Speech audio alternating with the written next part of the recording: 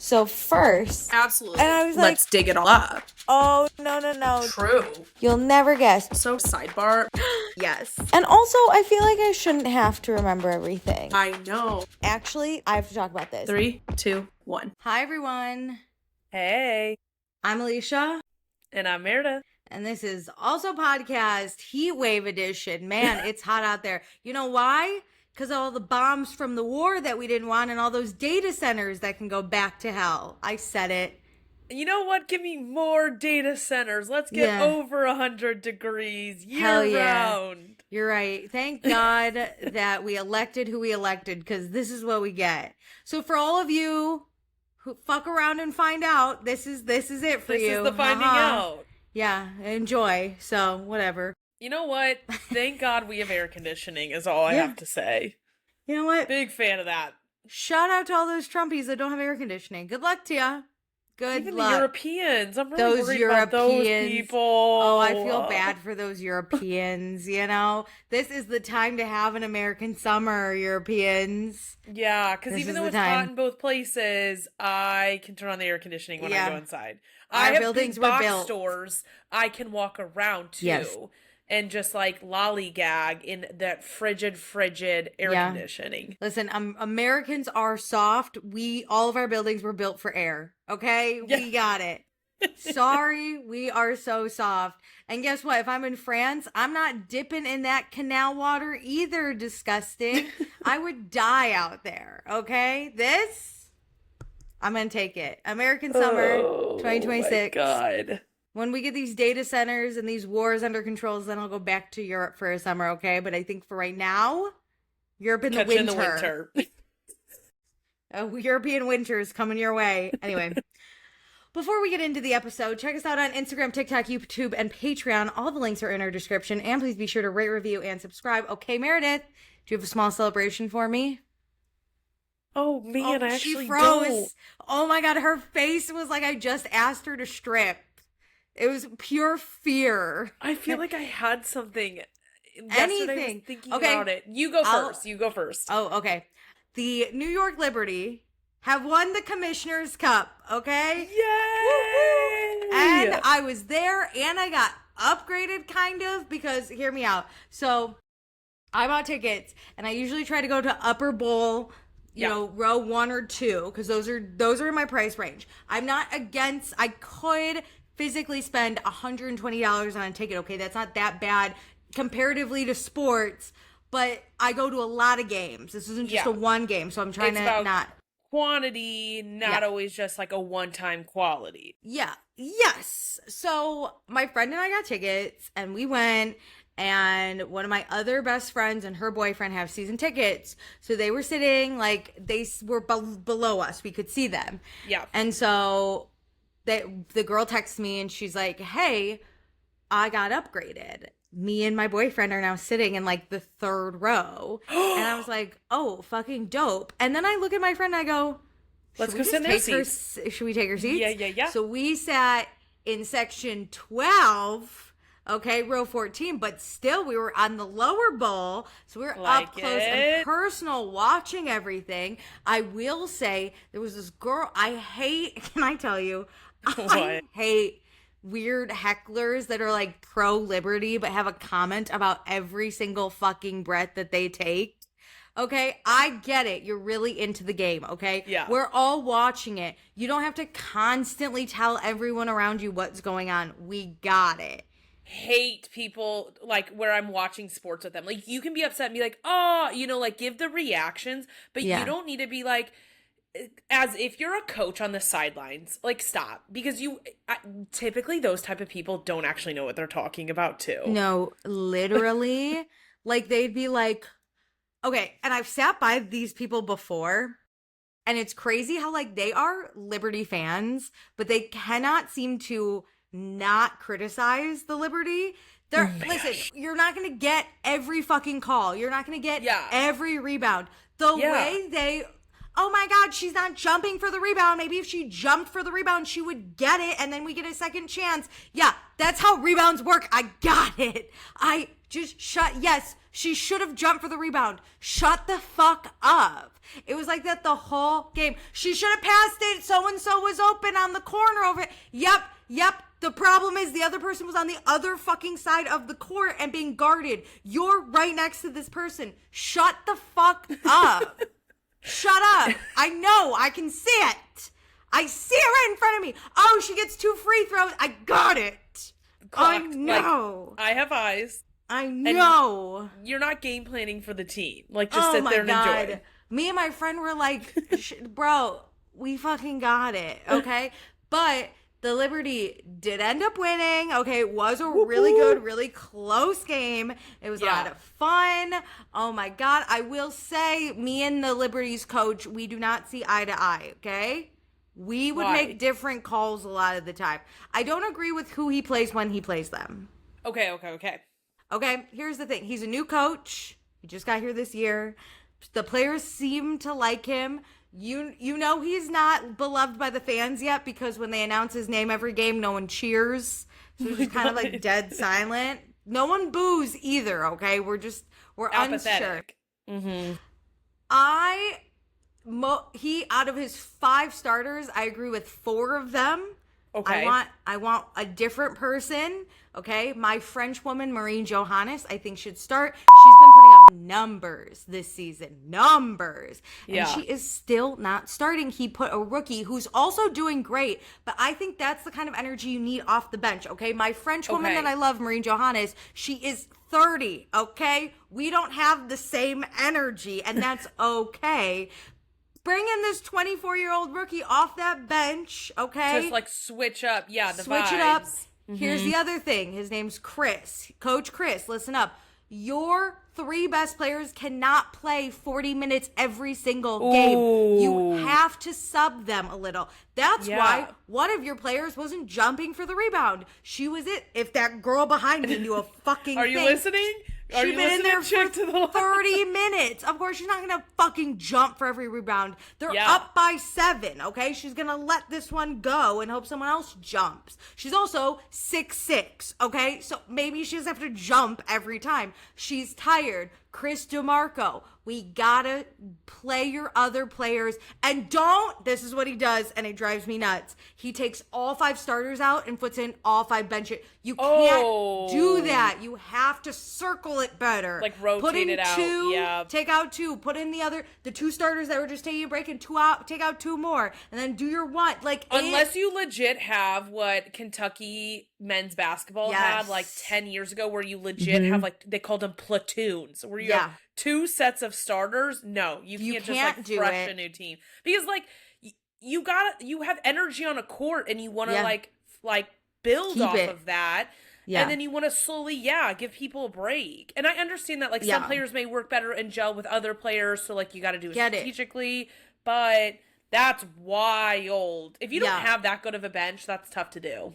And my last criticism, Chris DeMarco, would be that if you have a bench player who's getting hot, do not put in your starter. I'm sorry, if your starter's not hot, but your bench player is, use the bench player until they run out. Until they run out of steam. Then put your starter in. Or they need a break. I know, your starter's going to catch fire eventually. That's great and dandy. Wait till the other person dies. Oh, my God. Anyway, we don't see eye to eye, but they did win. Okay. However, it was a little too close for comfort, and they were playing against the Las Vegas Aces, who has Asia Wilson. She was out on injury, okay? So the fact that they won against the Aces, great. Asia wasn't there. If Asia was there, we would have gotten creamed, okay? I have a question for you. So what is this cup? Oh, okay. I'm so happy you asked. I should have started with that. That's my bad. No, that's okay. I needed to just get your excitement out. That's your celebration, and now we're going into explain your celebration a little bit. The Commissioner's Cup is an in-season tournament where at some point in the season, all the East Coast teams play against each other, all the West Coast teams play against each other, and then they battle it out, basically. Okay. And so the best of the East versus the best of the West come together and battle. So Las Vegas versus New York was who came up. However, there is a curse with the Commissioner's Cup. Okay. No. A lot of the times it's only, the Commissioner's Cup has only been happening since 2021.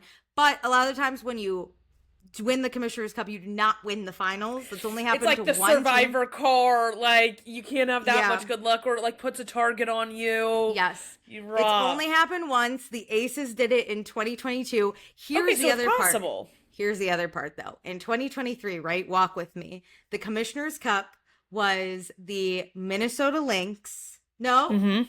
No, 2023, it was the Las Vegas Aces. No. Give me a second. You know what? Pause. You know what? Give it a your Google. celebration. Give it a year celebration. What's happening? What's I yours? don't even think I have one. What'd you do? Did you get sun today? Did you get vitamin D? Oh, I did. Despite this heat wave we're in and why I'm not going into work, you're not listening. Everybody turn it off.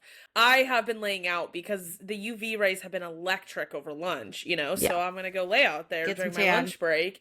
And I've realized that it's midway through summer and I have not been working on my tan. So we're focusing in on it. So. Oh, I love it. This weekend, I'm going to get tan. It's going to rain for us. So it's going to be cloudy. So that's why I had to focus and hone in on it during the week. Oh, lucky you. It's going to be 1,000 degrees here. 4th of July. People are like, where do we watch fireworks? Nowhere from my air conditioning. What are you talking about? I'm not doing fireworks. My problem is it's going to be really humid and hot here. And that's really abnormal for Chicago this early. We've had a very, very humid summer. Wait and till I'm pissed. August at least. Jeez. That's what I'm scared for. What happens when the corn sweats go on top of this? Prayers. Thoughts and prayers. What the Republicans send us. Thoughts and prayers. Okay, I figured it out really quick. Here's the curse, and then we can move the fuck on. Okay, in 2023, the Commissioner's Cup, it was the same as it was this year. New York Liberty versus Las Vegas Aces, right? Nice. Yep. New York wins. Nice. The finals is New York versus Las Vegas, and Las Vegas wins. So that was crazy. And then 2024, the same thing happened. It was New York versus Minnesota. Wow. Minnesota wins the Commissioner's Cup. Then the finals, it's New York versus Minnesota, and New York wins the finals. Okay. Last year, it might have been broken because everyone who played in the Commissioner's Cup did not even make it to the finals. Shut up. So I don't know what's going to happen, but I'm just like a little, you know what I mean? Like I don't want to. This is just not ideal. Every time we've won the Commissioner's Cup, you don't win. Every team that has won except the Aces, okay, have lost finals or not made it. So that's where we're at. We're ready to prove it wrong. That would be crazy. It is the year of Mom Donnie. It's the year of the Knicks. Could it be the year of the Liberty? New York's on fire, dude. No wonder we have this heat wave. Both with all their wins and we're hot, baby. Anyway. Anyway. I love that. Let's get into news. You got any for me? There's so much going on, Alicia. Yes, rapid fire I have an unlimited list. Okay, you know what? While we're making heat jokes, fire at me. Fire away. Ready. We're going into Summer House. Lots happening with that crew. Yikes. Did you hear that Wes already cheated on Amanda?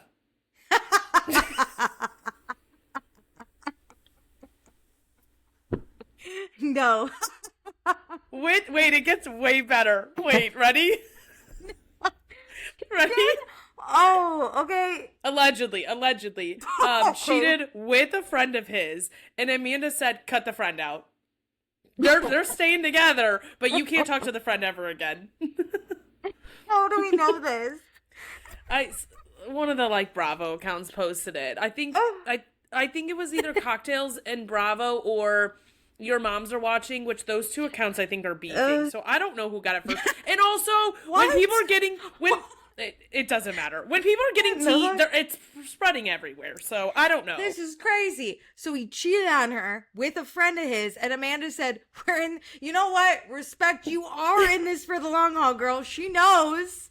At least she's self-aware. No side doors here. Hey, damn. And so that friend."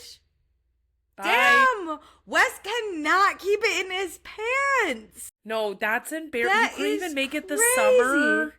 You literally couldn't even. You blew up your whole life. Just get through the summer when we all forget. It's still so fresh. You couldn't wait for another scandal? It's been 3 months since they put out their statement. You literally couldn't wait for another scandal. Today, I found out a semi-Bravo scandal. Just give it a minute, my God. Technically, there was another scandal. Sandoval was back in the headlines, and you had to say, no, not Sandoval. It's our time. It's our time to be in the headlines. My God, that is so funny. Yeah. They're gonna stay. You know what? She's self-aware. Like I said, she knows. Maybe she likes it. Likes what? Being cheated on? No, king? being in the headlines. Oh, for this, she could cheat on him and be in the headlines, and somehow that would be less embarrassing. I feel like. Actually would love that. If I read that, I feel like Amanda could get some people back on her. I was about to say, I would be like, you know what, respect. You know what, go off, queen. Yeah, whatever. Well, her soon-to-be ex-husband Kyle Cooke is also in a little torrid love affair with Ava Dash. That is disgusting. She can be your child. Stop. Yes, he's 43 and she is 26. Kyle Cooke, go back to Megan King Edmonds. Like, that was less weird than this. At least she's your age. And this is what Ava said. Ready? She said, we're having a good time. Nope, don't have any time. I don't care if it's good, bad, ugly. Ava, how bad do you need the money? Because Kyle doesn't got it. Oh, good point. Kyle doesn't got it. It's just weird. I don't mind her like hanging out with them and like having brunch with them. Like, I get it, Bravo stars, you're in New York City, but it's so weird to be making out with someone twice your age. Oh, that's just disgusting. Yeah. That's just disgusting. Oh my God. You know I hate a big age gap. You know. Same. And not only are they like a generation apart, they are like 2 generations apart. They're 2. Okay? He's Kyle the first. He's the first millennial, and she is a Gen. She's the last Gen Z. She's 26. Yeah. My God, she's basically Gen Alpha. Or wait, 26. I don't know. How old am I? I'm 31. That means my sister's 26. She's a Gen Z. She's the top of Gen Z. The way she talks. Still. The way she talks and acts is like Gen Z. Yes. 100,000. I don't think she's She's Gen on A. Next Gen NYC. That's Z. If you're on that show, I don't care. Yeah, true. I don't care. Okay. Even if you're Charlie. Let's dive into the Summer House rumored cast, okay? Ooh, okay, there okay. have been some announcements Ooh, that ooh. here's who is staying, allegedly. Okay. Kyle, Carl, Oh my God. Jesse, Pause. Mia, Sorry. Bailey, Kyle. full-time. Kyle, can we move on, please? I love you. Hear me out. Hear me out. I'm actually on board with Kyle. Give me one single He's summer. gonna be single? Remember how he was on that boat? Like, we're gonna get a whole summer of that. Okay, Kyle, Carl, Jesse, Okay, Mia, and Bailey are full-time. Mia, Bailey. Okay. Lindsay and Sierra are part-time. Fair. They both have a lot going on. Yep. And then KJ is out, allegedly is his choice. Okay. Dara is out because she was linked to KJ, and that's the only reason she was on it. Ben is out. Sabrina's Also, out, that means. Ben had like RIP. a real news source reporting on his departure from Summer House, and then Ben posted like coming soon or like stay tuned on like a post People recently. magazine? What are we doing? It wasn't People. I forget who it was, but it was like, why are they reporting on Ben? The one season wonder? I don't know. Yes. Okay. So Ben, no Sabrina. Oh, it's tragic. No Sabrina Bell. Sorry. Tragic. And then obviously Wes and Amanda are out. What about Levi? No word. I think she's out too, maybe, but I didn't even write her name down. I kind of forgot. Friend about her. of. That I think she would be B at character, B story. C character. Let's be honest. She could step it up now that she's gotten the feedback. B character. She could step it up. We don't know. We don't know. I don't think Bailey is gonna be the same without Levi. I don't. Even with Mia there. That's true. Just don't think That's true. She needs her invisible friend. Yes. Let Levi live. You know what I mean? Anyway. That's okay. true. Yeah. Dope. And then allegedly maybe 5 to 6 newbies, which I'm like, that feels 5 to 6. I know. And where are we getting these people from? 5 to 6. They haven't called us yet. We would be the worst TV. The way we would get I don't want to drunk be on TV. and then be hungover, and then I'd be like, I can't handle this drama. I'd pull a Jim from The Office and be yelled at all the time, just looking at the camera, being like, can you believe this? I tell my friends this all the time because, like, let's be honest, everybody gossips about each other. Everybody talks about each other. Yeah. I'm such a covert gossip. I don't reveal my sources. I do it on one-to-one basis. Like, I'm intentional about how I gossip. I would not be doing it with a camera there. It's also true. I think I could be on TV. I think I would be the villain. I think people would hate me. I think I'd just be like, just get a bad rap because I just would kind of be like, I know I got to perform. And then it would just be like, I'd be such a bitch. If you're a villain with a purpose, I'm in. Yeah, I mean, I just think I'd be too big. Like, the minute someone starts arguing with me, I'm not just going to be like, oh, I'm so sorry. Because I know that's not what the people want to see. So then I'd like argue back, and I think that would get in trouble. I don't know. I don't want to know. I don't want to know. Especially I never want to be on TV TV show where I don't have to compete for anything. That sounds dumb. I could do a competition show. I don't want a lifestyle show where I have never wanted to give up my life. Yeah. I agree. To get paid. Like, granted, I know we talk about our own lives here sometimes, but like but the base of our stuff is not for sale. Is reality TV, is pop culture. Like, we have control over it. We're in full control over what we give and what we don't. True. And so like that's different. And we're not like expected to give a lot, which I think is different. And on a competition show, you like, don't really have to. I actually, like, I am praying to the gods you end up on a competition show, whether it be Big Brother or The Traitors, the way I would cover that bullshit. The way I would aging be out, though. I'm 31 years old. No, you're not. 27. I would do Big Brother in a heartbeat. I just think I would go fucking insane. But I like that's kind of fun. You could do Big Brother. You're fine. You look, here's the thing, no children, you look 26. Ah, thank you. You can get away with that bullshit, right? Like I look like I could be making out with Kyle Cooke, 43-year-old. Literally. But it wouldn't be as creepy if you did it, you know what I mean? And so I'm just saying, and The Traitors, there's no age for that. True. I would do Traitors, I would do Big Brother. I would never do Survivor. I just have no desire to be that uncomfortable in life. The whole time I would be like, Meredith's so fucking dumb for doing this show, and I'm gonna kill Jeff Probst. I already have trouble sleeping in a very comfortable bed. I could never sleep on the ground. And I hate bugs. Hate them. Yeah, but I think, honestly, remember that show, was it The Circle, where they were all unknown? No, Anonymous. No. The Circle, Netflix. Yes, where they're like playing you underneath pretend to be someone else. I could do The Circle. Media. I could do Anonymous. We covered that too. Yeah. I just feel like you would be really good. And I would love to cover it because I'd be cracking up. Because I also Circle I would be great at. I'm also not that, like, you're more the technical person. I'd just be cracking up and being like, I saw Meredith spill her berries and I thought it was hilarious. Everyone's looking at Meredith. You know, I would sit there and be like, I wonder if Meredith's going to hook up with anyone. Like, I would go so in. Oh, I want you to be on a competition show so bad. I'll try to apply for Big Brother. But then this podcast would get you in so much trouble when you came out.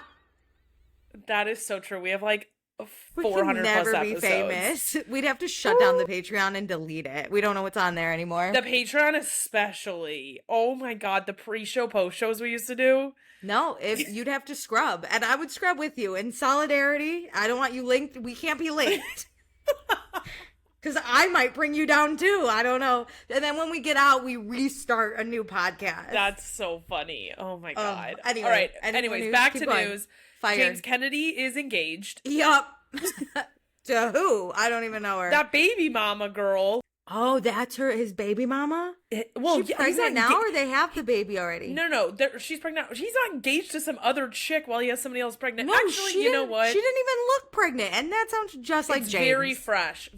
And my first thought was, I wonder how long this engagement will last. I don't think they're actually going to get married. She didn't even look pregnant. She's like 22 years old. James. Oh my God. It just gets creepier. She can't even really drink. What are we talking? And now she really can't drink because she's pregnant. Yeah. Well, that is for the best. He does not look good. Like, can we talk about that for a second? You know how I said you could pass for 27? He can't pass for younger than 35. He just does not fear look for that good. girl. No, this is bad news. I'm so sorry. I don't like this girl. I don't either. Jordan, what does Jordan even do? And he is still in Lisa Vanderpump's like circle because he was at the No. Vanderpump, or not the Vanderpump Villa. He was at Lisa Vanderpump's Vanderpump Hotel. Yeah. Opening. Yeah, I'm looking at all their pics. Lisa, you really show your it's like very unfortunate. For someone who hates her own son, I'm surprised how much she loves shitty men. Really you know good what point. I mean? And I'm not, I don't know for sure, but I'm just, if my mom talked about me the way Lisa talks about Max, I would be really sad. Very good point. Very good point. We can't become famous. This would get me in trouble. Well, worth getting in trouble. We've already gotten in trouble for what we've said on this podcast, so sorry. who cares? Oops. Okay, next, moving on to Real Housewives of Rhode Island news. Did you see Liz McGraw out? She's leaving. Yeah, do you see why people think that? Why she left? Yes, but I don't really believe it. You don't believe that her and Dino were hiding something? A little something? No, because I think she's smart enough to never have come on a season 1 if she was hiding that. Do you think she just found out? Dino was like, no, hey. he's in trouble with something. I haven't looked into it, but he has like a court case that he has to go to. And people are saying like she's either involved, knows stuff, or doesn't want to have to answer for that stuff on the show. And she's like, I don't really care. Okay. I don't think it's for her. I think she doesn't like how she is portrayed on it, and it's not worth it to her. She because like she looks that she's kind of not like the a favorite? lunatic. That she's not the favorite? Yeah. Oh. That's she's not even like though. the favorite villain. Like Joe Ellen is kind of a villain in an artful but she's form. The best, dude.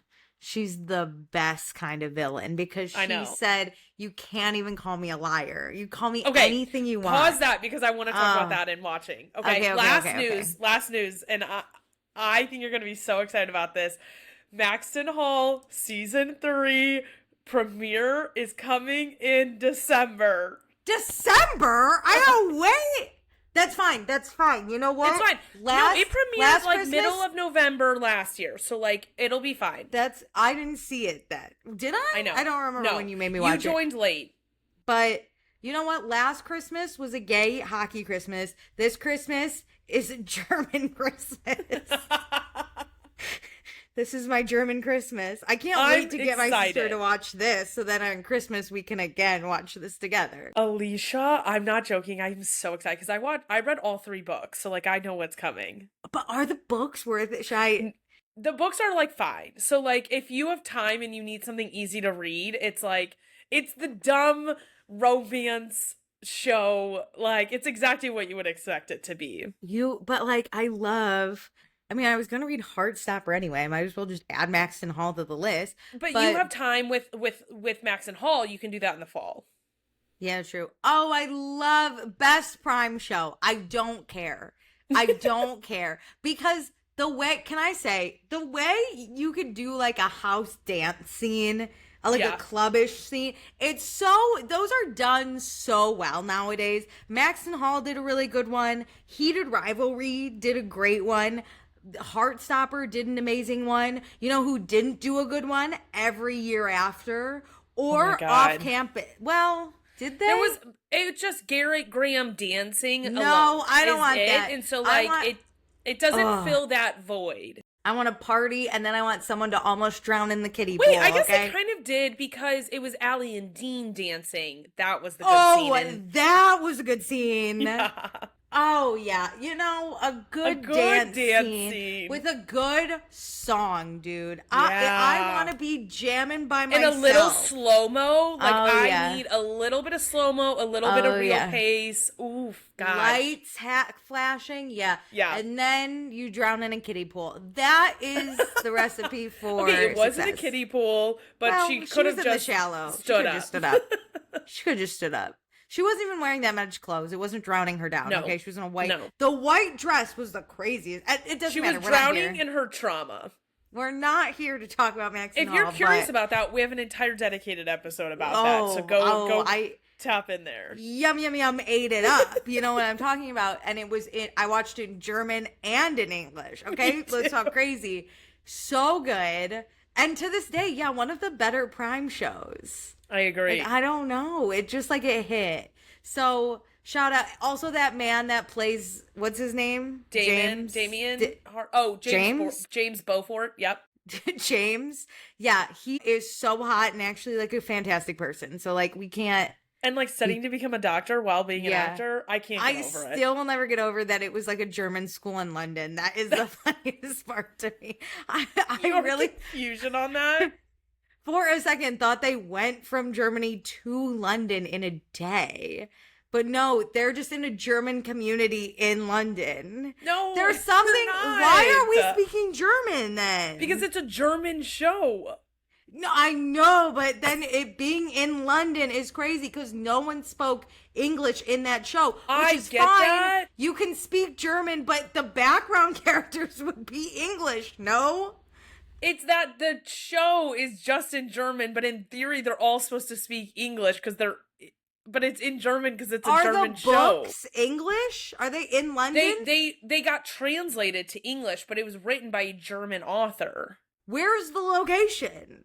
It is in London. It's taking place in London, but it's created from Germany, so that's why it's in German. Oh, so it's like it's if an for English the German author, audience. Okay, yeah. It's like Put if a an book English in author like Mexico City. Yeah, we're in Japan or whatever, but it's all written in English, and then y'all, I just got it. I've always wondered why you were confused about this. It's like I understood the confusion thinking they were in Germany and then realizing they're in London, but I was like, why are we speaking? You can speak whatever language you want. It's a German production. It's a German book. Like, to me, it was weird that no one spoke English. No, in totally England. In theory, okay, all the characters are English. But it's just created for Germany. And the world fell in love with it and it blew up. I'm sweating. I cannot believe it took me. I still didn't know. I still thought we were in a German community or something. I don't know. What do I know? And this is why I'm not a scholar. 100%. Anyways. All right. Was that your last news? Last news. Do you have anything else? You go first. I have two things. News? Do I have... Are you done? Yeah, I'm done with news. You end on the German community? Okay, Which one? Okay, one or two? Which one should I do first? Two. Okay, great. Dave Portnoy, my fucking nemesis. There are a few white men that I want to light on fire. Sorry, this is going to get me canceled. He's one of them. He went on probably Fox News and was like, I think I should run for New York mayor. I would beat Mamdani. What? Let him run. I love all these people thinking they should run and they're going to win, and then they perform terribly. Well, here's the thing. He doesn't live in New York. Oh. He lives in Florida. His business is in New York. He's in Florida to cheat on his taxes. So he doesn't live here. He just does pizza reviews and bullshit here. Okay, and two, everyone is telling him to go ahead and run. He just doesn't. He's like, he made a comment about how, like, Mamdani only won because, like, these angry, intelligent women voted for him. And I was like, yeah. New York City. Oh, bummer. Sorry, educated people, vote for him. He doesn't know, like, any statistics. So here's Obviously. one. New York City is 70% women or something like that, okay? So, yeah, if you don't have the woman vote, you're probably not getting too far, my guy, okay? And, like, also, Mamdani obviously has not spoken on it because, like, it's not worth his time. He's busy being a socialist and funding our communities here. Didn't you guys already get a rent freeze? Like, he's doing everything he said he was going to do. We're living in a socialist heaven. Like, I don't know what we're talking about. But Curtis Sliwa, he was the Republican nominee. Yeah. And he is hilarious. Listen, if Mamdani for some reason could not run, Curtis might have gotten my vote, even though he's a Republican, because the way he hated Andrew Cuomo was a way I have never experienced. It was so funny. And people were like, hey, if you drop out of the race, Andrew Cuomo will win. And Curtis said, well, I hate that guy so much. I don't even care if I don't win. They offered him like millions of dollars to drop out. And he was like, crazy. I hate Andrew Cuomo so much. That much. Right? He also I found out, has been running since like the 90s. And he's never won. Honestly, he's dedication. He's dedicated because they have so many videos of him. I was wondering why they had shit like from the 2000s. It's because he's been running for so long. Wow. And he loves this city. He loves a parade. He was in the gay pride parade. He is lovely. Oh. But he's just a Republican. So he loves the police. That's his main. He's like, okay, we get off it. So we don't align, but he's a lovely fellow, I'm sure. On an issue, but like you can be a good person and disagree on things like that. He's also like very just funny. He's like a cartoon character. I can't believe he's real. But he did an interview where he was like, you know what, Dave, in like a thick New York accent, by the way, that I can't do. He's like, you know what, Dave Portnoy, you run and let's see what happens. You think pizza review's a real job. I've been doing a real job. And he's going off and he's like, this loser lives all the way in Florida. He doesn't know what's coming in those streets of New York. You know what it's giving? What?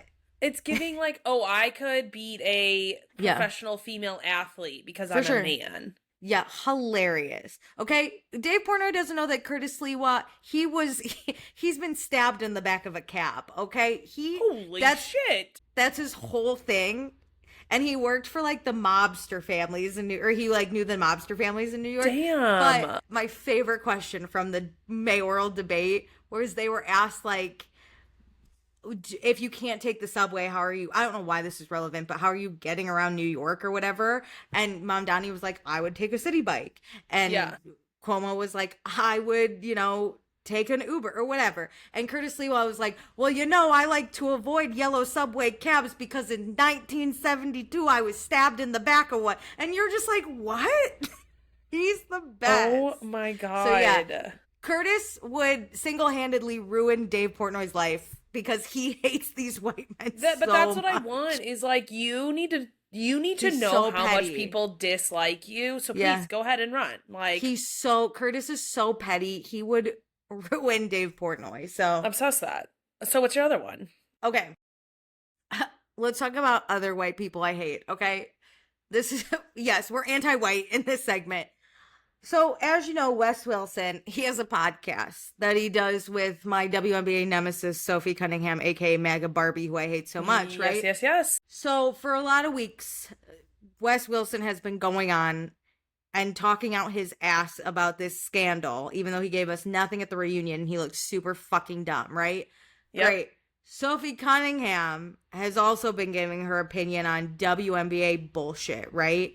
She's always like, this is what I think about this and that and whatever. And she's such a fucking bitch about it. Anyway, she had made a comment on a previous podcast about how, like, she loves Paige Beckers, but Paige keeps getting all the calls from the refs. Like, you couldn't even breathe on her without getting a call. And so the WNBA fined her because she talked about it on her stupid fucking podcast. Nice. And now she goes on her podcast and she goes, I'm 3 for 3 getting fined from the WNBA. Then stop talking about bullshit because guess what, girl? You, I know, are not making that much money because you're not that good a fucking player. I don't know how you're paying these fines, but if I was your publicist or agent or, I don't know, manager, I would say, hey, girl, stop fucking yapping because you're not that great. The grift is that they need to be the victim. So she has to keep talking about it to get fined to then re-victimize herself. Y'all, girl, Sophie Cunningham, eat shit.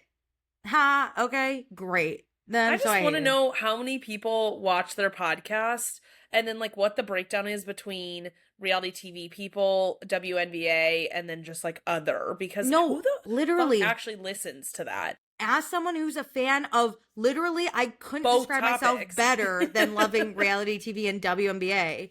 I will not touch this podcast with a 10-foot pole. Yeah. I think it's so uneducated on both sides. And to be honest, every time they put out an episode, it's like herpes all over my timeline. No, literally. Like other people are putting clips on there and that's how I see it. Same. I don't ever watch theirs. I've went to their YouTube page once to get a clip of Wes being a loser so I could like screen record. For sure. For sure. But like that's it. But like, yeah, this is like the worst opinion on both topics. Like, it's not even a player. It's not a player I like, and it's not a reality TV. Even when I did but like even Wes. If it's like, I don't, even if I didn't like her, but Sophie Cunningham was good, and I like felt like her opinion had weight to it, that's different. But I don't like her, and I don't think her opinion holds much weight on either topic. And she's not a good player. And then Wes, even when I did like him, he's not like the kind of reality TV knowledge he's not that I would want. spoken. He's not watching Bravo. He's just on his own show. I don't need that. You know what I mean? I really want Bravo to institute you are not allowed to talk about your show on your platforms. Fine. If you want a podcast, cool. But you don't get to utilize the show you're on as the content, because the whole point is that it's supposed to be on the show you're on. No, or the reunion that you go to. So I understand like lawyers who are housewives when you do a law podcast, that's fine. Like I don't have any issue with that, because that's us probably not getting light on your show. I get it. But I just find it so weird how all these Bravo stars now have these pop culture podcasts, and Bravo's cool with it. So here's the thing I learned is that white MAGA voters should not have podcasts. And I know we've known that, but in 1 week I was reminded, white MAGA voters probably shouldn't even talk to the press. Dave Portnoy, literally get these three people off my screen. That is the beauty of some freedom of speech. You can yap, I won't listen. Damn, crazy. Anyway, so that's it for my news. Okay, well, what are you reading? Oh my God, I read a book I think you would really like. Okay. Okay. Go with me here. It's called So Old, So Young. Okay. And I didn't really know what to expect. You know what? That is giving Ava and Kyle, just to really round it back to the weird age. Ooh. It's actually not, I get it, but it's not really that. But okay, good. Okay. It's a book about a group of college friends, right? Okay. And we pick them up like right post college. Okay. So they all went to like Penn together, so they like know of all these people and like who they're friends with, and it's from like the point of view of like maybe 5 different people, right? And just like their relation to the group, who they're dating, what they're doing with their lives, like just their feelings on it. And then we kind of see them go throughout their lives, right? So it's like right post college, and then it's like when everyone kind of starts like getting in really serious relationships, and it's either like we're gonna get married or we're gonna break up, and then it's like people getting married and having babies, and maybe not getting married and not having babies, and then it's like full-fledged adulthood where like people are parenting because they have 3 kids who are all in school and whatever, and then you have some people who are just like not. And so it's just looking at like the different like how relationships change evolve throughout over the years. How many of them are there? There's like there's a lot of like side characters because they're all connected, but there's like 5 that we get points of view on. Yeah.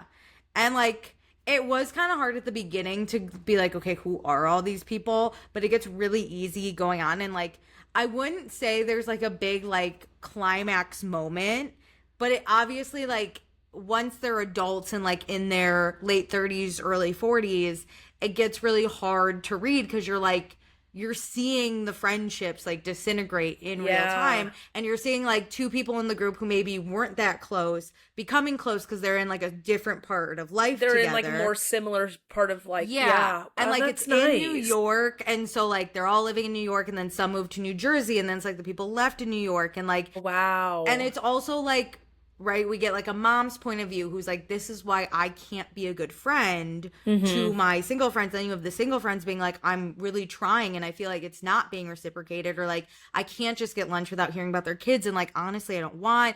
And so it really is just like an interesting book. And I also liked it because I hate in like a real life book when it's like, oh, we all end happily ever after and we're all besties again, and it's like that's not the reality. Realistic. We end kind of sad, but like things could always change is kind of how it follows like it'll continue to evolve even after the story's done type of mentality. It was really good. That. And it really made me think, because I currently am childless and I'm married and in a city where like a lot of my friends don't live in a city. They live in a suburb in a different state with children, or they're buying houses, or they have partners. And so like it's interesting to like where I know friendships will change and evolve, but it's going to be interesting of when I get to that point where I'm like, I have to recognize what they're going through, but also I have needs. Because I Yeah. also think I was very sympathetic towards like one of the main girls who was like single in like her 40s and like unmarried and like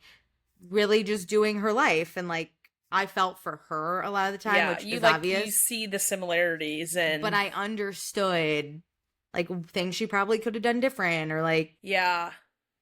And it is Oh, weird because a lot of fun. the time reading it too, I was like, this would never be me and my friends. And then I was like, they didn't They think that could either. be. You know? And you just have to be ready for it. But it was a really good book. Remind me of the title again. So Old, So Young. Okay. Because it was also, I really like, they would describe a lot of the time when they would like talk to each other and be like, when did we become like 40? Like, which is zips true. by. I feel that about 30. Like, I'm Same. not scared to be 30, but it's just like, whoa, like this last 10 years went by at lightning speed.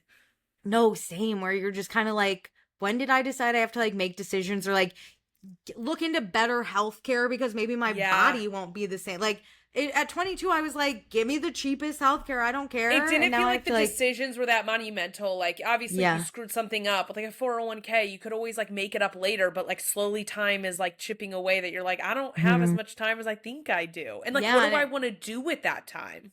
Yeah. And it's like, are things that serious? Like when they get into fights, I'm kind of like, you guys could have fixed it, but it's also like, why should I have to fix it? Like, I've been showing up, I've been trying, or like, and like, it also, I think, shows that people think that, and I think this is just like society. If you're single and alone, your life is sad and pathetic. But if you have a marriage and children, your life is fulfilled. And it's like, that's also not true. Like, yeah, the single, unmarried people might not be happy 100% of the time. But like, this girl here is like, yeah, I'm depressed because my friends don't listen to me. But if I want to fly to Barcelona tomorrow, I fucking can. And the other girl is like, I'm unhappy in my marriage. I'm unhappy like with my children. I'm just frustrated all the time. And I don't have good friends because all my mom friends are not who I want to hang out with. But my other friends don't get it, right? But she's happy in some ways. It's very interesting. It was interesting. I liked it. It is, because I think we put all these ideals on what happiness is and what it should and shouldn't look like. And so you're right, like a mom who's married and has kids, like there are things to be happy about. There are things that are frustrating, and it can be ideal to be the person who can like fly to Barcelona at the drop of a hat, but like you still have life problems. Like you're never going to get rid of problems because like that's part of life. Yeah. It's just like, how do you make the best of it? Yeah, there was also like some breakups in the group. And so then seeing your ex-partner that you loved with someone new, that's always interesting. But then like, are they really happy? They're having their own issues. Especially if you like have to stay with it, if it's somebody within that group, you can't just like get away and start fresh and like kind of block them out of your life. It's one of those things where like, okay, they're all college friends, so they just see each other at like weddings or like, okay, baby showers. And then you're like running into these people. And yeah, it was also interesting to see the exes go from like hate to kind of like, do we try this again? And it's like, no, we still hate each other. Like, it's very interesting to like watch. But yeah, I really liked it. I enjoyed like the dynamics a lot. Adding to my must read list. It was really good. And it was quick. It was only like 370 pages. Love. What do you have cooking next? What's on your next TBR? Well, my next library book isn't ready yet. So I'm thinking of getting the Heartstopper books and just starting them. Those would be easy. And this show is like, it's so cute, you know? And I just need something like cute. It.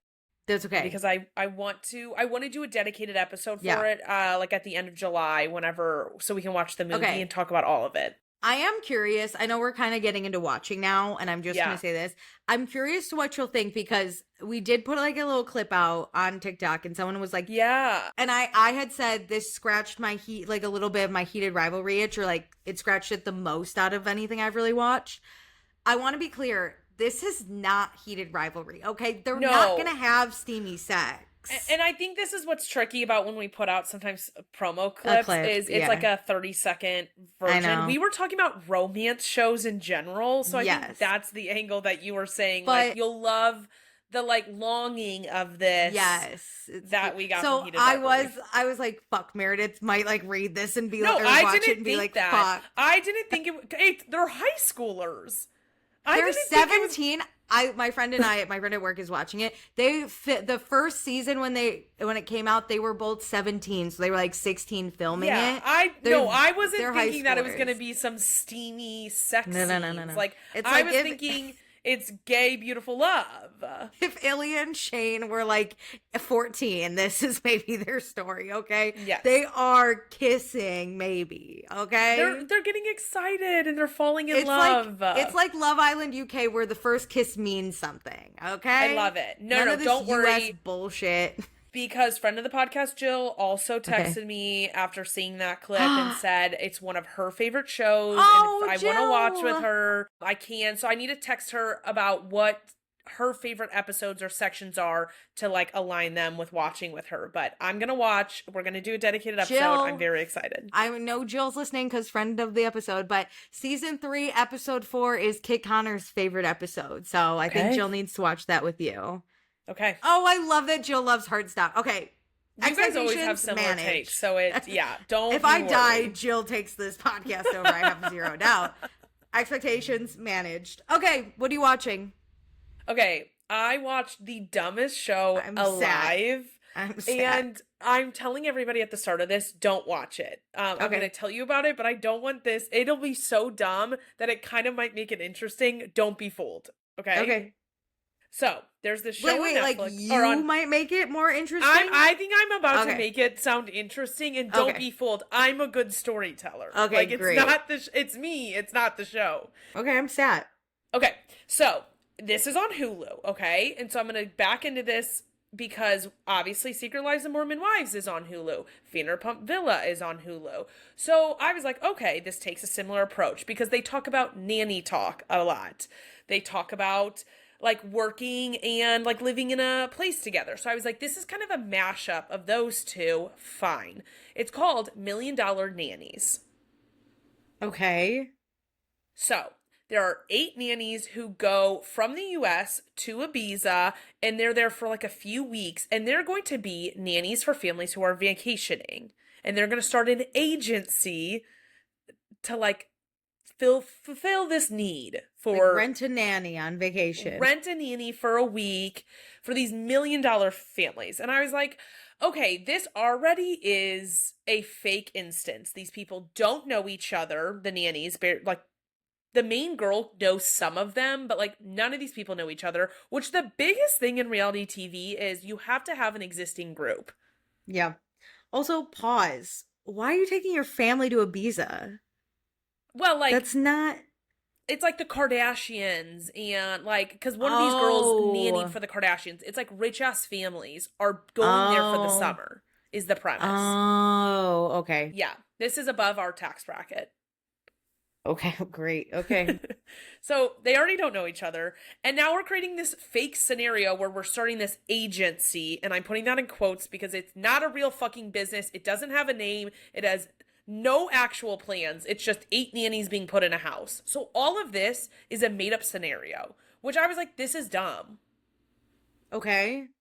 So they start off and I'm like, how are you ever going to convince families to ever be a part of this? We meet the families. They are, Alicia, I don't know why, like, people would ever sign up for this, but immediately when I meet them, I'm like, oh, because you want to be a star. And they're, like, the most obnoxious families I've ever met in my entire life, and the way they structure it on the show is to make them even more obnoxious, where they put up this nanny contract and has the most outrageous things, like, you can't have red nail polish, like, you have to dress in the color scheme of my choice, like, the dumbest shit alive. Who the fuck cares what the nanny, as long as it's age appropriate, no? Right? Like, I totally understand, like, don't have your boobs out, you know, like. Sure.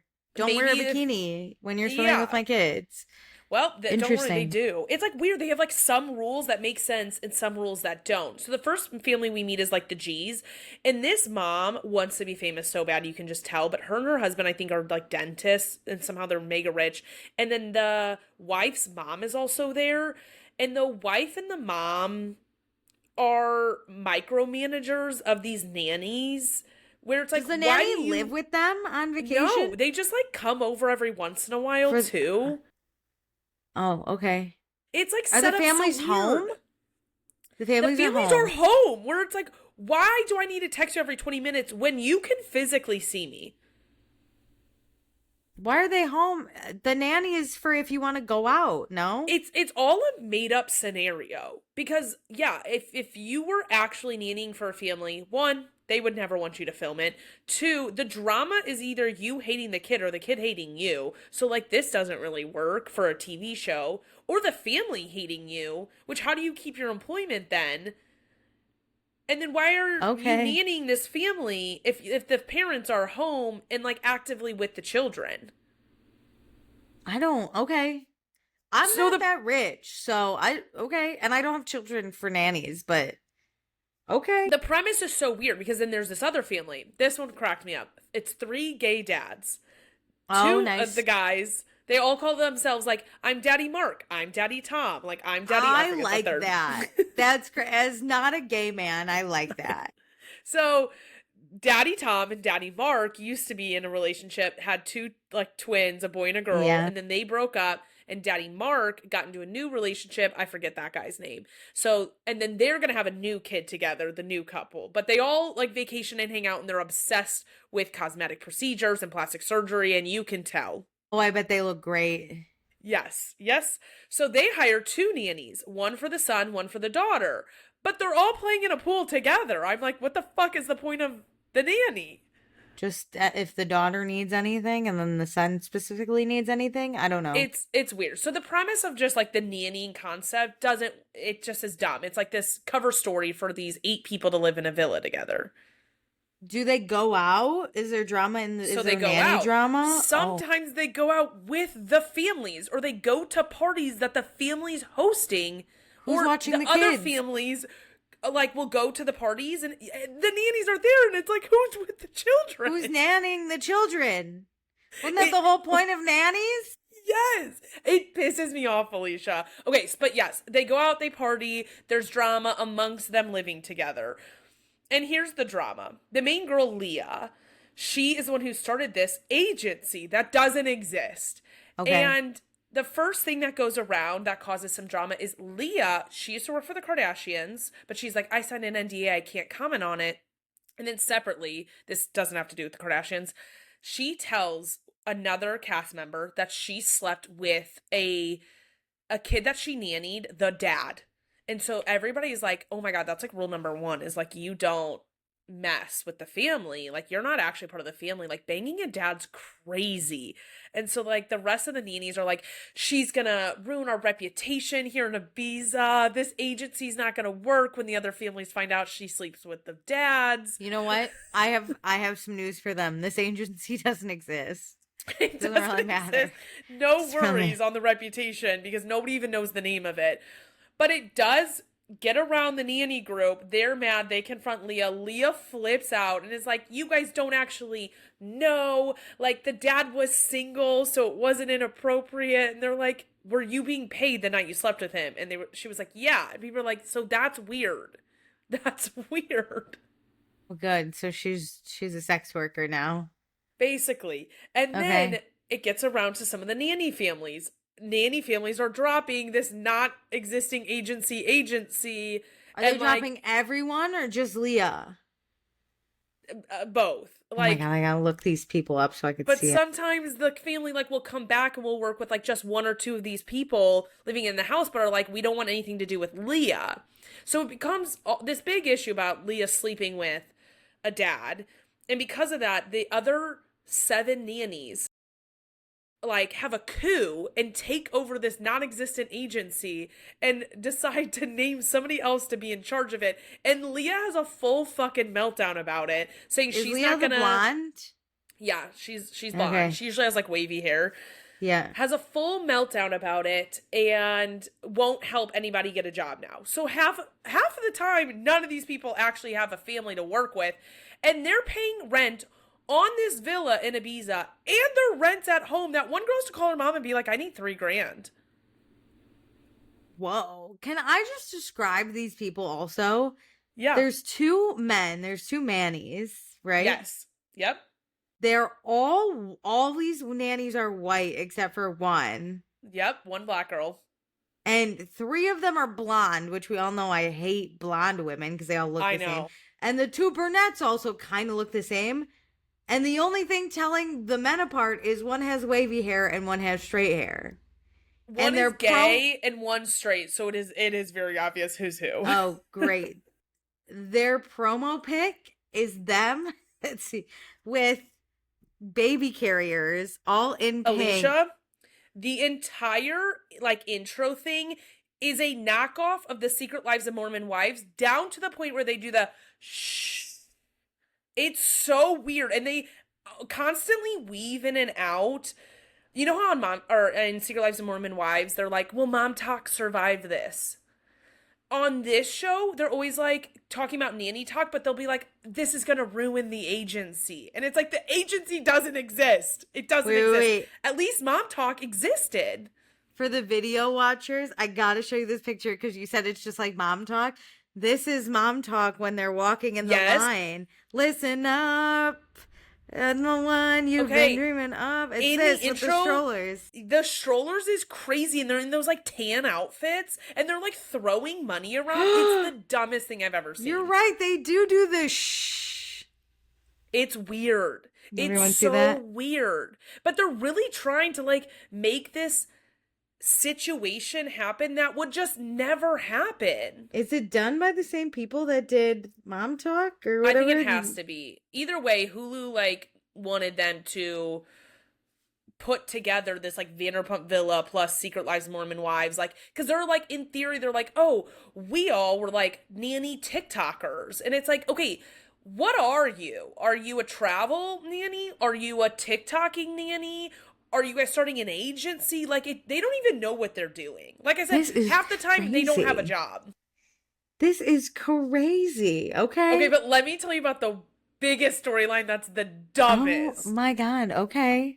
Okay, so Leah's one of the blonde girls. Taylor is another. Taylor's boyfriend is one of the guys, the straight one, obviously. Whoa, is the straight one the curly haired? Probably not. It's the straight haired. I don't know what photo you looked at, so I don't know. The curly haired was hotter. So who's hotter, the straight or the gay? The straight guy, in my opinion, is not hot. Okay. So the straight haired guy. Okay, so Mitchell is her boyfriend, and Mitchell gets tapped by Leah to come on this trip, and Mitchell's like, well, I'm bringing my girlfriend. And Leah's like, what the fuck? Like, I didn't invite her. So Taylor just shows up, and she nannies, but she's never nannied for a high net worth family. Like, she's a typical normal person nanny. She's not rich people nanny. Can we pause that two nannies are dating each other? I know. Oh, that's awesome. Okay. So Taylor's just here, and they really look down upon her, which is kind of sad because it's like, you guys aren't some like elite club, but whatever. Taylor is a very emotional person, immediately spills her business to anybody and everybody about her boyfriend and how he had like slightly inappropriate friendship where the girl like liked him and he didn't cut off the friendship because Taylor wanted to, like 4 years ago. And she tells the entire house this. She also tells her nanny family mom this. She also tells the nanny family mom about Leah sleeping with the dad, and that's how it got around to the families. Nice. She also abandoned the kids that she nannied for with another nanny who just like happened to kind of be there for something else. But Taylor was like, you need to watch the kids. I need to go confront my boyfriend because I think he's flirting with another girl from the house because they're nannying together on the beach. And she like ditches her kids to go yell at her boyfriend. And the mom's like, you're fired. You abandoned my children. It sounds like Mitchell maybe should be dumped by Taylor. I kind of agree. It's like they clearly have a lot of problems. Yeah. Or it sounds like maybe they shouldn't work for the same agency that doesn't exist. Correct. It's like, this is just clearly, I can't tell if it's actually if it's actually happening and producers are just ushering Taylor into these moments, or if it is so produced that they're just making her pretend these moments out, because she's like full on sobbing at times. And I'm like, I don't think she'd be that good of an actor. Okay. So then she gets her job back because she apologizes to the mom and sobs to the mom. Again, like kind of inappropriate. Also, though, doesn't matter. You ditched my kids. I don't care how sad you are. Who are these parents? What are we doing? The mom's like weirdly obsessed with her because she was a cheerleader and that was on her resume. It's weird. I can afford a different nanny. Why would I get the same one that ditched my kids? In classic reality TV toxic relationships, By the end of this, I'm going to call it summer because I don't even know the time frame. Taylor is telling Mitchell, I don't want to move in together or do anything when we go back to the US unless we're engaged. And he's like, well, I might move to LA to go like nanny for this family. And she's like, I'm not moving with you unless we're engaged. So what does Mitchell do? He proposes. He proposes Nice. in Ibiza. They are now engaged. Nice. You know what? I was actually scared he wasn't going to propose for a second. I was like, you're so right. You guys actually have had a fight at a table. And he was like, you threw me under the bus and told everybody about our relationship problems that we solved. I can't really go do my, like, build my career without you yelling at me about getting engaged. You're right. An engagement will solve all of our problems. Awesome. And now they're moving to LA. I don't even think they did. I think that was fake. Awesome. So they're on Nanny Talk. You're telling me I got to go look these They're people part up? of Nanny Talk. In theory, I also don't think that's fully real. I think all of this is made up, and I just can't tell if producers are truly, if it's fully produced and this is all a bit. You can't tell, yeah. Or if they're kind of trying to be dramatic and trying to be reality TV stars, but I swear to God, if this gets another season, You have to waste your life again. No, it That's was the awesome. dumbest 8 episodes of my life. Congratulations. I'm not going to watch it, Don't. unfortunately. But I will look these people up on Nanny Talk. That I looked them up am on ready. social media after, and I was like, okay, so you guys What are are they proving my doing? point that none of this exists. Are Nothing. they actually nannies? I believe they started as nannies. Some of them, yeah. I believe in their lifetime, they have each nannied before. Yeah, But here's like the thing. Leah wasn't nannying. She was like an assistant to somebody right before she went and filmed this show. Okay, yeah, because here's the thing. Mom talk, you can't really just stop being a mom, without getting a lot of hate. Nanny talk, you could stop being a But also, nanny. Mom Talk existed in Utah and they all lived around each other. And like that was a real group that existed. And then they added in like 3 extra people. But like Sure. the premise of it did exist. Mm-hmm. This This just pulled a bunch of doesn't- nannies from all over the world and said, well, from all over the 50 states. Well, I nannied when I was in college. Can I go be an elite nanny in Ibiza Sure. next Well, summer? I was a nanny. Should we go? Should we go to sign up? Ibiza? I wouldn't ditch the kid. Listen, I don't really like kids because I nannied growing up, okay? I don't really like kids anymore. I can tell you that much. So I'm not going to be a great nanny, but I'm not going to ditch your kids. The bar here's the sounds thing. low. I don't have a boyfriend to argue with. It feels like they saw these kids like 4 times. I could do that. I could do that. And it sounds like the parents are home the whole time, so like the kids aren't going to die on my watch. Yes. I mean, every once in a while they'd be alone with these kids. Like one time, one of the other ones that I didn't talk about, they took the kids out. Oh, the gay dads group. Those 2 kids, they took them out for lunch. And the 8-year-old daughter's ordering all this fancy ass food. Oysters and, God, what's it called? The fish eggs. What's that called? Caviar. Yes, caviar. I'm like, the amount of caviar this girl ordered, I was like, see, this is fake. There is no way even these dads would let their daughter order this amount of caviar on a random ass day. Also, that's just bad what do you mean you're going to order $1,000 worth of caviar for lunch? Massive things of it. At that point, just do one. You know what I mean? This is the problem. There was so much that was produced and fake in it that I was like, what are we doing? You know what? You know how we said we don't really want to be on TV? I would do this nanny show. Sounds like they make a good buck doing very little. I would do it. I just gotta fake argue with people down. The fighting over this non-existent agency, I was like, stop. The crazy thing is you could start this. Like, Leah had no name. There was no plan, no action. It was just like, hey, I kind of know some people in Ibiza. Do you want to go live there this summer? So all I have to do is go to Ibiza, half nanny, because I'm really not ever alone with the children, and it's not that hard. And I have to just, look annoyed and yell at people and say, will the agency survive this? I could do that. Sign me up. Where's the casting producer? You want a season 2? Hit me up. You know what? I'll watch Meredith on Big Brother. She could watch me on Nannies. A nanny talk, yeah. Yeah, $1 Million Nannies. I got it. It sounds like there's no qualifications. No, nothing needed. Awesome.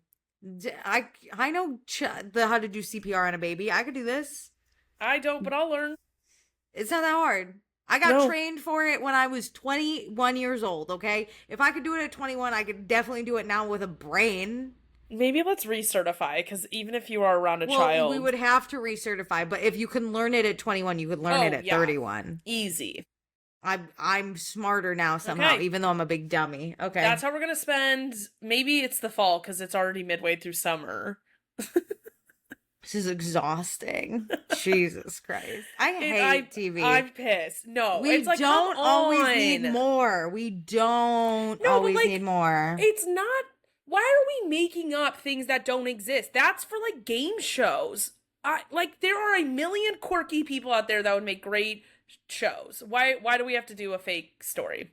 At this point, my life would be a better show than what this sounds like, and I live a very boring life. Same. This is So yeah, crazy. that's me Awesome. wasting 8 hours of my life this week. Also, by the way, I watched this because somebody fucking commented on the, like, what are we watching? And I said, what should I add to the list? They said this. I don't know who it is, but whoever commented that, I'm pissed at you. You're an enemy. You have enemies that are now like, Meredith, waste your time watching this. No. Yeah, if you want to ruin someone's life, make them watch this show. Make them watch this show. Awesome. Okay, is this the only thing you're watching this week, or do you have anything else to share? That's basically it. I mean, I watched, like, Real Housewives of Rhode Island Reunion Part 2. Which all we have to really say is Joellen rocked. Should we talk about it? Let's talk about Rhode Island I just need to give her flowers, because people are like, she's doing too much. And listen, I understand in theory if you don't like good TV. Hey, maybe $1 Million Nannies is for you. But my thing is, she is one of the first housewives to come on a reunion, be so calm, speak so clearly, have actual proof. To be like, I'm not a liar. And she doesn't get frazzled. She doesn't get to the ego tit for tat comments. She does a little bit, but, like, that proof she showed was incredible. And I would watch an entire hour segment of her walking through Brian's affair in a timeline. Yeah. Listen, the Chanel bag was really that smoking. I went, how do you come back? No, the divorce records, which, like, those are easy to find. Those are public. Those are easy to pick up. But the way Rula didn't even know when Brian was divorced. Yeah, I mean, that was crazy, but that's public. And then when Joellen was like, I have a picture of the Chanel bag. Rula, is this your Chanel bag or is it the other one? Because it's under Brian's customer account. And I was like, I don't understand how she got that. Good for her. Listen, if I ever, Joellen, find anything out, I'll send it to you for sure. I know. No, You're I'm gonna not do joking. business with it. Bring back Catfish, that show, that MTV show. Oh. And make a Bravo version and get Joellen and Megan King Edmonds on the cases. Megan King Edmonds. No, Joellen was great. Listen, Rhode Island is one of the best new housewife franchises. It's come out super strong. I think, like, a lot of people feel that way about Salt Lake City. Don't get me wrong, Salt Lake City is very fun as well. But it's gotten repetitive in there. It's gotten repetitive. First season, I'm thinking. First season, out the gate. Yes. It's up there with Salt Lake City. But Rhode Island is just fresh, though. There's something about East Coast ladies. You know what I mean? That's why Jersey and New York worked really well. We only really have Utah connections, too. Yeah. Like, I love that. It's like, I knew their mom and I grew up with this sister. When Liz was like, yeah, no, I remember when Alicia was born. I was like, see, that's how far back I wanted to go. Crazy. You know what I mean? Alicia, don't even get me started. As Rula was explaining what a trust is, and you saw Alicia disassociate. And she's like, honestly, I just don't care. It's just the way she goes, I want to be in charge. I want to know what's going on. And then people tell her information. She goes, I can't. Never mind. No, you know what? You gotta respect it, though. But my thing is, you can't be mad at Billy, because I think Billy does want to give her the info. I don't think he's actively trying to hide things. Agreed. I think he's trying to hide things for her own good. Yeah, she might get confused. The best was when he's like, I want to give you half of of my shares. And she goes, I don't want that. Or whenever he was like, no, I set up a business for her cameos, and she was like, I don't know what we're talking about. And he's like, I'm doing things for her. I'm not trying to take from her. if God forbid Billy dies, Alicia will be homeless because she doesn't know how to pay the mortgage. No, when she talked about that Sarah girl, and she was like, yeah, like Sarah knows my money, and Andy was like, oh my God, no, Andy, like, you need to know. In season 3, when Alicia gets robbed by her accountant, no one will be surprised. Like, it was... So I wish I was Sarah because I'm going to rob her blind. This is crazy. Man. Oh my God. It was so funny. Alicia is incredible. You know what? I could give or take Kelsey. She really didn't give me like too much. She doesn't seem to just stand on business. No. When Rosie's like, prove it, she's like, oh, I get shy now all of a sudden. Ashley, I think, who gives a shit? Yeah, I don't care about her. Rosie, I think it's a good B right now. You know, we kind of need her. I keep her around. Rula gave me nothing ever again. She needs to. Rula gives the storyline, but doesn't give anything herself. Can we talk about how we posted a clip where I was like, Rula, shut the fuck up. Everyone's like, oh, so now this seems like you're anti-women. It's like, Jesus. No, it was about her being like what is I forget what her heritage is.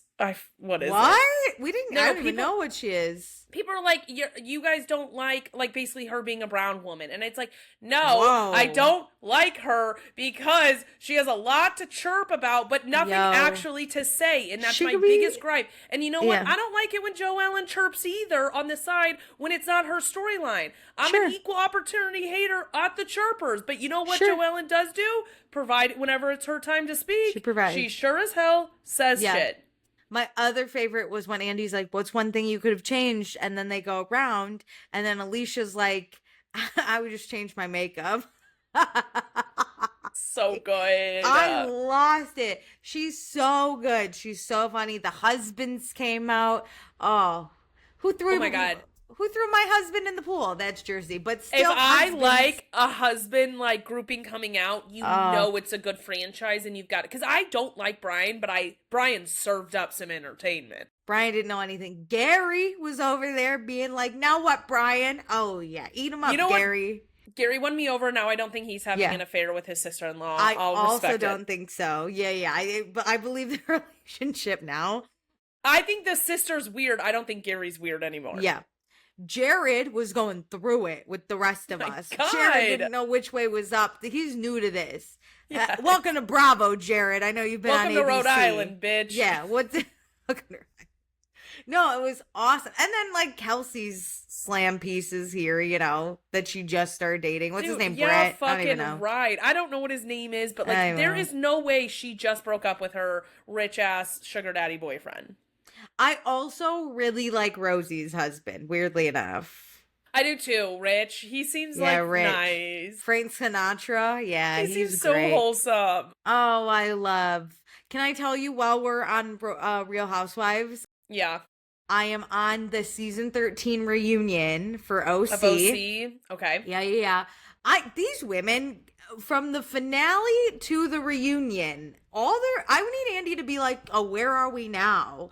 Because like Vicky and Shannon aren't talking to Tamra, but also during a break, the three of them are friends. I don't know which way Kelly Judd swings, because sometimes she's yelling at Gina, sometimes she's yelling at Vicky. What's her name? Kelly Dodd. You always put a different person's last name on her. I hate Kelly. I don't know. It's Kelly Dodd. Okay.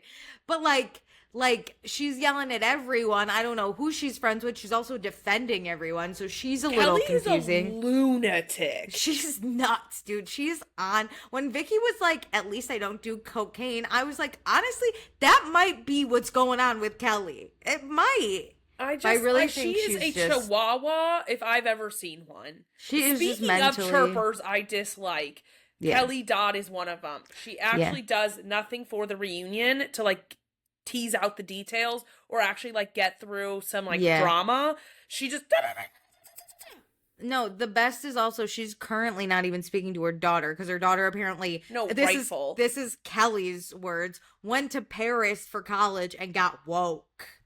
So now Kelly can't talk to her Have you daughter. heard the voicemails or voice memos Yes. she's left for her daughter? She's They're left for so Jolie. bad. Yeah, she fucking hates her daughter. She's nuts, dude. This woman is absolutely crazy. Like, actually. And not even like good reality TV crazy. Like, holy shit, you are like a horrible person. Like, commit her or something. Yes, like, I'm concerned. Yes. And then you got Gina, who her Long Island accent is coming out. And then you got the other lady who's so boring, I always forget her name.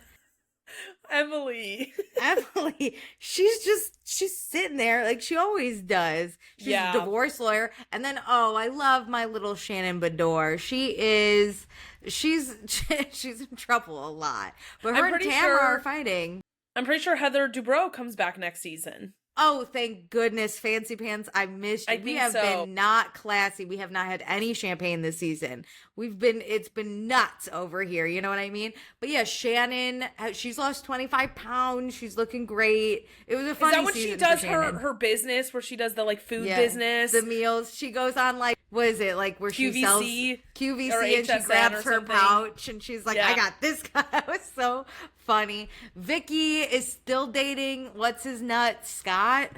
I don't remember him. Scott, he was kind of boring, but it doesn't matter. Her love tank is full, even though she is like, she'll do anything for any man to love her. Oh my God. I'm not ready to have her back. I'm not joking. Season 20 is about to premiere, and I can't.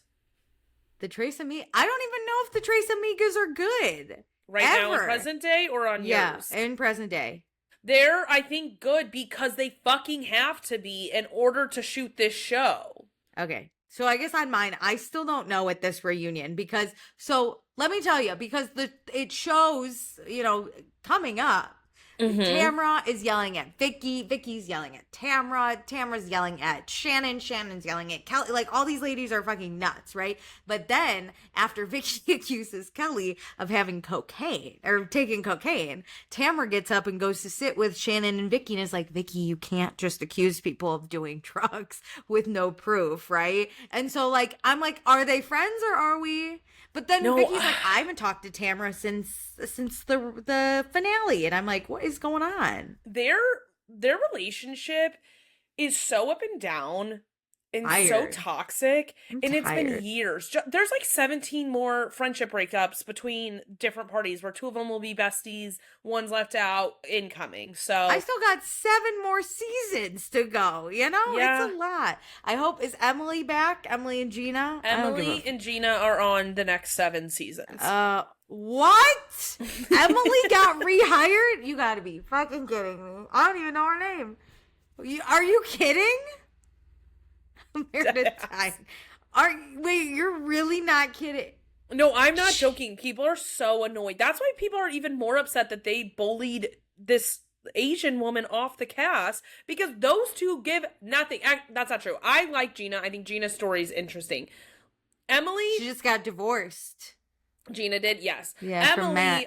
I end up loving her husband later on. He's such a douchebag early on, but like people grow to like him. I hate him. No, I think you're gonna end up liking him. Damn he ends up being super fucking funny. Damn it. Okay. The Mormon guy. Yeah. Yeah. There's just like, they don't provide that much and they're always a duo and it's annoying. Oh my God. When I tell you, I just watched this reunion. I didn't know. I couldn't think of Emily's name if you had asked. Like, gun to my head before you said it. And I'm gonna forget again. You gotta be fucking 7 seasons of these weirdos? Oh my God. Yeah. Fuck, dude. How Tamara, Vicky, and Shannon run off every fucking new person. How are they not running these people off? Tamara takes, I believe, a season or 2 off here soon. Okay. Vicky is off. And then Heather is on it the entire time while like those 2 have to take a break. Terry Dubrow, I can't wait. I miss you so much. That's my husband. That's my real house. The Dubrows. I love Heather coming back. She has great storylines. Her kids are much older, but are still going through life things. So it's fun to like they're going to college and it's like fun to like navigate that with them again. The Dubrows are my comfort OC family. Just them being like liberal and shit too. Like they are just having kids who like are on the spectrum. Oh my God. I love them. There's a rumor that Next Gen will do a season or a spinoff in LA, and that Max is on it. Or oh, not I Max, would love Nikki. That Nikki is on it. Oh, I would love Heather Dubrow's children. Oh Yes. my God, I'll protect them with my life. I love the Dubrows. I think Terry is so funny. I think the way that too. Heather speaks to Terry is so funny, and the way Terry responds. No, I love if them. I got married, I would want their like a marriage like theirs. I would be so lucky to get Terry Dubrow. Like, he is so funny and kind, and he's a great dad. Even though he did leave Heather a lot of the time with a lot of the responsibility, but let him know. She let him know. But also, like, they're rich enough that he could pay for help, so it's not like she was, like, busting her ass doing all this on her own. True. It's just she wanted a partner in things, and I get that She wanted a family unit. Yeah. Oh, that'd be awesome. Next Gen OC? LA? I think it'd just be Next Gen LA. Oh, I love we're going coast to coast. Ooh, then which show is going to be better? You know what I mean? Ooh. Dude, I think it'll be so different, but I'm excited. It will be, because LA's like very different. But also, we have a Jersey person on NYC. So, like, what are we doing? Sorry, I'm a big Gia. Hey, I'm trying not to be, but it just like comes out. You don't have to apologize. Well, I always get yelled at by these yeah, but like, why do you fucking care what people think? No, I know, but then if we ever ask Gia for an interview, she's gonna decline. I don't think we would. I don't want to ask people to be on my show that I don't like. The problem is we got yelled at for saying we don't like a show, but we liked the 2 cast members we wanted on. Whatever. Really quick, did you watch the DC cheerleaders? No, I've never. I used to way back in the day, like watch it when it was on Making CMT. the Team. You watched Making the Team. You don't watch the Netflix. It when it was on Netflix. Oh, why? Have you been watching it? I did. I watched it. It's really hard now that they're all like influencers, and like I just watched the show, and because I know I also watched Making the Team. Yeah, I know that Kelly and Judy are not the type of people I align with. Yeah. And I know that in Texas we're biased and a little racist. I know this, So it's hard watching it, and I'm like, oh my God, stop cutting the black women for once in your fucking life. And like, don't let them go to the salon, because I know how this ends with America's Next Top Model. You know what I mean? No. But actually, the person doing the hair is very educated, I think. Okay, he good. Does a good job.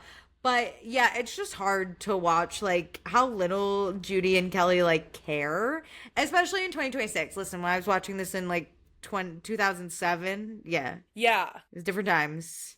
Different times. It very much was. Different times, but one of their stars has retired after only 3 seasons. Usually wait for 5 or 6, but she's going, and people are very mad at her husband because they think that's who is making her retire. Well, this woman Reese, right? Have you heard of Reese? She's a star, basically. Okay, Reese. She came on the scene at like 22, fresh out of college. She got a husband already. They both went to University of Alabama. Okay, they are Southern people, if you know what I mean.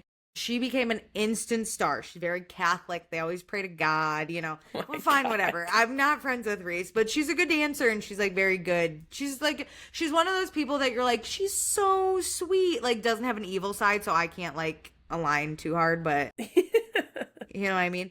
But her husband didn't know, obviously, when she tried out, he's like, yay, but this was before she got a lot of traction, and now she's like a fan favorite, and no, she's a little out of her husband's league, but like he seems to really like her. A little jealous though, because like she's becoming a big thing, and it's like making him feel insecure because he probably has nothing. So. Like, she doesn't provide. It's giving Jen and Zach from Secret Lives of Mormon Wives. Okay, yes, a little bit. But he is not, at least on camera, like, abusive in any way like that. Like, he's just a little, like, again, insecure. Not to be rude, but she is out of his league, and I don't think they were ready for, like, the amount of followers they were going to get. And they do a lot of Instagram stuff together. Yeah. But, like, I think a lot of people probably are like, Reese, you can do better, which is, like, terrible. But also, I don't think, likes people, like, lusting after his girlfriend or his wife either. She's hot. Okay. She's a great dancer. right? So then in this season, they are praying a lot to find out what their next step should be. Oh, okay. Should she continue with DCC? God's telling me she should continue. So, well, should they continue or should they move back to Alabama? Because they moved to Dallas originally to like pursue this dream, but they are both homesick, so they want to go back to Alabama. But like, what is the next step? Because, you know, I assume being married at like 22, they're gonna have kids soon and that shit makes me like feel that. better. At least there's like something else, even if it is kind of a bait and switch to get her out of there. At least there is other changes. She's just not quitting and gonna be stuck in Dallas. Yeah, you can tell he's pro move to Alabama for many reasons, I bet. But every time it like comes up, as like Christian kids, this is like funny. Every time it comes up, he's like, "Have you prayed about it?" And she's like, "Yeah, I have." And he's like, "I will continue to pray too." And I'm like, what? I must have missed the section in CCD where like I can read the earth to tell me what God's trying to say to me. Because every time I pray to God, it kind of is like, I gotta interpret. Convenient that if she were to say, "Oh, God's telling me to stay and be on the team," he'd be like, "I think you need to pray again." Yeah, like but also I must need a lesson because no, this was my biggest issue of growing up in the Catholic Church is like people said that like God was talking to them and I'm like, I'm getting nothing. You can interpret anything. Okay? God right now, tell me if I should go to bed or stay up late. You know what I mean? Listen, I'm all in for some signs if you feel like a blue jay is like, it gives you peace, whatever. But like when people are sitting there holding like their hands. Should I move like to praying, Dallas or move to Alabama or stay in Dallas? I don't know. Your brain does the talking back to you. So whatever you end up wanting is gonna happen. No, it's literally just what brings you more peace at the end of the day, which is what you want. God's not... I must have missed it. But you know what? If you find comfort in asking God, that's great. But just the way that they were always like, "Have you prayed to God again?" And I'm like, I don't know how people keep the bid up because I never could. I was so confused. Also, God forbid you're Jewish on the Dallas Cheerleaders because they pray to God a lot as a group. Yeah, but like Jewish people pray to God. Okay, God forbid you're Muslim. They pray to God too. They have a God too. Hindu. Like it's all you can tell it's a Christian God they're all fucking praying to, okay? I agree. Like, but I think the beauty of praying, if people say like, "All right, bow your head," is you got to pray to whatever God or thing you believe in.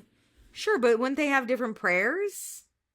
Oh, are they saying like are they all saying Dear the God, same prayer at the same please time? bless us as we go into the Cowboys stadium. Yeah, but in and theory, that's just to the almighty power God. I think it's crazy to make everybody pray with you, but that's They're one like thing that I think people don't realize is that like there are a lot of similarities between a lot of religions. Yes, 100%. But like that they're Catholic over there, and also what if I don't believe in God? I don't believe those girlies are Catholic. I think they're Christian, and there's a big difference between those two. But yeah, like what if I don't believe in God, and then you're like, all right, sit on the bus. I'm just gonna sit there silent, look up at the stars. Yeah, I mean, I guess. Unfortunately, I've never had experience something like that because I've always been in very Catholic spaces, and that's I've unfortunately always been Catholic. Yes, I've had. Well, I mean, like I never had to be in a place where like people weren't of the same religion as me since I went to Catholic school my whole life. Like I've never, but also I don't think I would care. It's just like, all right, do your little thing. It's like if somebody sprinkled fairy dust on me, I'd be like, go off, queen. That's also true. I just, watching it, I'm always like, they are so fucking Christian up in here. Like, I think I don't register because it's been around me so much that I'm like, whatever, do your woo-woo. I don't know. Thought it was weird. But that's why we never said grace before meals if we had friends over, because like, we didn't know. We didn't want to be insensitive. We didn't. It was but fine. It's your home. Like, I don't think it's bad to do it in front of people, but it's like forcing them to do it with you is the bad thing. That, which, like, again, I would just sit there silently and be like, whatever, pray to whoever, but do your thing. It's a Sprinkle your fairy dust. It's a very Christian show, is what this is. Yeah. This is Veggie Tales, basically, but cheerleader edition. Come on, Veggie Tales is such a banger. Was fun. Someone recently did an interview and they were like, my celebrity crush is Larry the Cucumber, and I was like, obsessed. That's hilarious. Anyway, that's a hear me out cake right that's a hear me out. We should do we haven't done a Catholic episode in a while. We should get back to it. there. Ooh. Okay. We'll think about it. Okay. Everyone's like, we're done. This is a Catholic podcast. Anything else? I'm not listening to anything. No, just like I random ass should. music. I just don't care. Hey, go. You care about you have your nannies. You don't have time to care. I know, I'm done with those. I'm leaving them in the past. You have your nannies. You never know. Okay, well, thanks for listening. Do all the things I mentioned at the beginning of the episode. And with that, love ya. Thanks for joining. Bye.